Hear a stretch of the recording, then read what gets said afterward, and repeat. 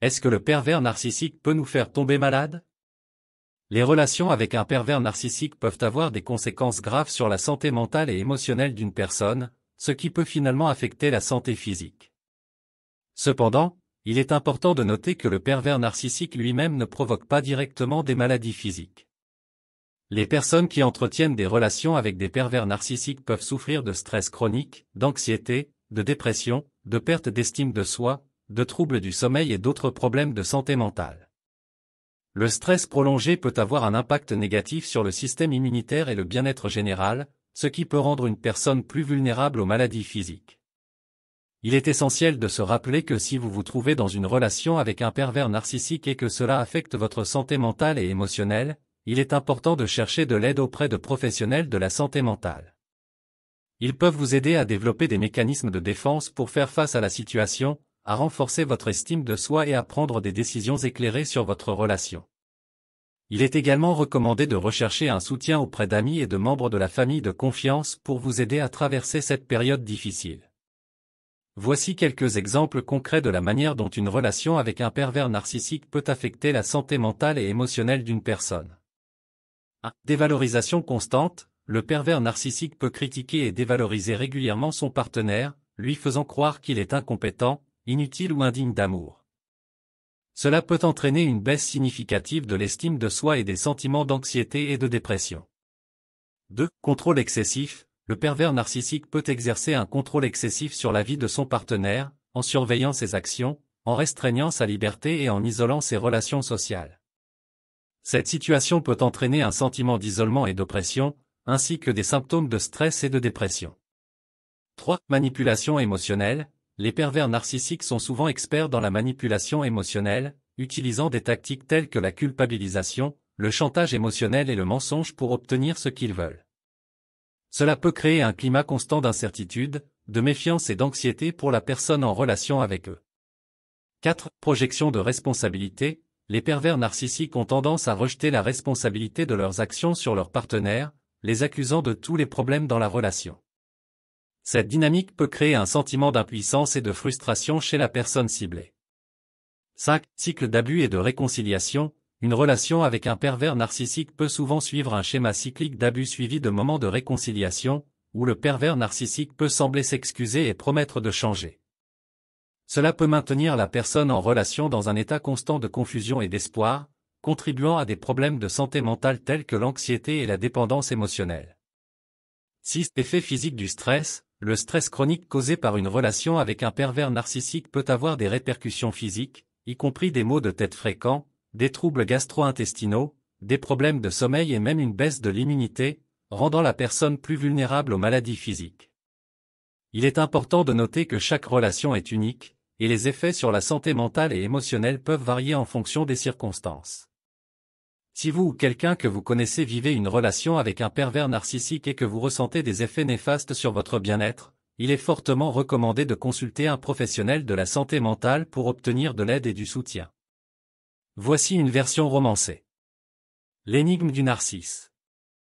L'éclat et l'ombre. Dans une petite ville aux ruelles sinueuses, Sarah, une jeune femme au cœur lumineux, poursuivait son rêve d'une vie épanouie. Sa beauté rayonnante attirait les regards, mais elle portait en elle une fragilité invisible. Son cœur, autrefois libre comme un oiseau, était désormais enchaîné par une énigme complexe. L'énigme prenait la forme d'un homme charismatique et énigmatique, Victor.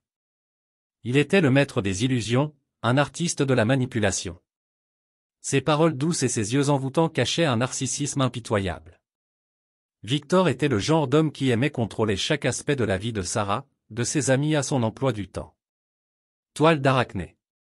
Victor tissait sa toile insidieuse autour de Sarah, utilisant des mots acérés comme des fils de soie pour l'attirer dans sa réalité distordue. Il la poussait doucement à la dévalorisation, faisant en sorte qu'elle doute de ses compétences et de sa valeur. Les amis et la famille de Sarah s'inquiétaient, mais ils ne voyaient qu'une partie de l'histoire. La toile de Victor était tissée de manipulations émotionnelles, de culpabilisation, de chantage et de mensonges. Sarah se trouvait piégée dans un labyrinthe émotionnel, oscillant entre l'amour qu'elle croyait ressentir pour Victor et la douleur qu'il lui infligeait. Le miroir brisé. L'énigme de Sarah était exacerbée par la projection de responsabilité de Victor. Ils rejetaient toujours la faute sur elle, faisant d'elle la coupable de tous les maux de leur relation. La frustration et l'impuissance la consumaient alors qu'elle essayait de démêler les faits sans mêler de la réalité. Le cycle infini. Leur relation suivait un schéma cyclique bien défini. Des périodes d'abus étaient suivies de moments de réconciliation, lorsque Victor promettait de changer, de devenir meilleur. Sarah, affamée d'amour et d'espoir, se laissait à chaque fois prendre au piège dans ce cycle destructeur. Pourtant, à travers ce tourbillon d'émotions, la relation laissait des marques invisibles mais profondes. Le stress chronique avait des conséquences physiques, causant des maux de tête lancinants, des troubles gastro-intestinaux et des nuits sans sommeil. À la recherche de la lumière. L'histoire de Sarah était une quête de vérité, une quête pour comprendre l'énigme de Victor et, surtout, pour retrouver sa propre lumière. Alors qu'elle cherchait à démêler la toile qui la retenait captive, elle découvrit la force qui sommeillait en elle. Dans le prochain chapitre de son histoire, Sarah devrait prendre une décision difficile, rester prise dans l'énigme du narcisse ou trouver le courage de s'échapper vers la lumière. Moralité. La morale que l'on peut tirer de cette histoire est la suivante: il est essentiel de reconnaître et de protéger sa propre santé mentale et émotionnelle dans une relation. Une relation toxique avec une personne manipulatrice et narcissique peut avoir des conséquences dévastatrices sur la confiance en soi, le bien-être émotionnel et même la santé physique. Il est important de chercher de l'aide et du soutien lorsque l'on se trouve dans une telle situation, que ce soit en consultant un professionnel de la santé mentale, en partageant ses préoccupations avec des amis et de la famille de confiance, ou en prenant des mesures pour mettre fin à la relation toxique. La moralité de cette histoire encourage à l'autonomie, à la prise de décisions éclairées, et à la recherche de relations saines et équilibrées qui favorisent la croissance personnelle et le bien-être. Elle souligne également l'importance de se souvenir de sa propre valeur et de ne pas permettre à d'autres de la dénigrer ou de la compromettre. Nous sommes arrivés à la fin de cette vidéo pratique. Nous espérons sincèrement que cette vidéo a été une source d'inspiration et de réflexion pour vous. Si cette vidéo pratique vous a été utile, nous vous invitons à la partager avec vos proches, vos amis et vos collègues. Merci encore de nous avoir accordé votre temps et votre attention. Bien à vous.